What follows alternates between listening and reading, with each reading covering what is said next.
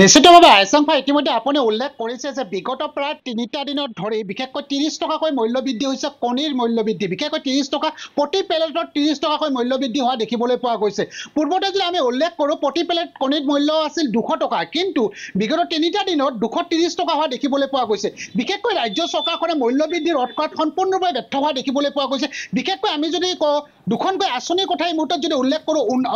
অন্ন সেৱা আঁচনিৰ কথা কওঁ মচুৰৰ দাইল চেনি নিমখ আজি ৰেহাই মূল্যত দিছে তাৰ সমান্তৰালভাৱে যদি কওঁ মহিলা উদ্যমতে আঁচনি ১০,০০০ টকা কৈ দিছে কিন্তু মূল্যবৃদ্ধি কিন্তু ৰোধ কৰিবলৈ সক্ষম হোৱা নাই ডক্টৰ হিমন্ত বিশ্ব শৰ্মা ৰাজ্য চৰকাৰখনে আৰু মই এই মুহূৰ্তত উপস্থিত আছোঁ বঙাইগাঁও জিলাৰ চৰণটাৰ পৰা এখন বজাৰত যিখন বজাৰত আজিৰ তাৰিখত কণীৰ মূল্য প্ৰতি পেলেটত ৩০ টকাকৈ বৃদ্ধি হোৱা দেখিবলৈ পোৱা গৈছে মই দোকানীগৰাকী আছে আমি দোকানীগৰাকীৰ সৈতে কিছু কথা পাতিবৰ কাৰণে যত্ন কৰিছোঁ বিশেষকৈ ৩টা দিনত মূল্যবৃদ্ধি হোৱা দেখিবলৈ পোৱা গৈছে কি ক'ব আপুনি হয়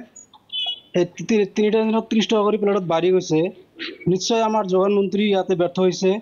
প্ৰত্যেক দিনে আমি পাব্লিকৰ লগত কেঁচাল কৰিব লগা হৈছে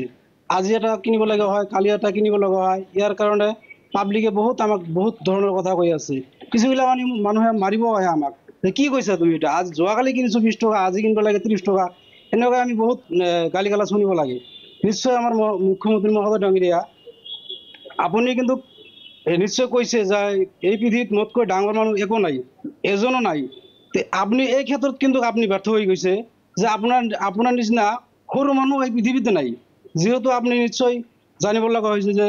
বহুত দাম বাঢ়িছে আমাৰ পাব্লিকক বহুত হেৰাচমেণ্ট হৈছে বহুত ৰাম ধন দি আছে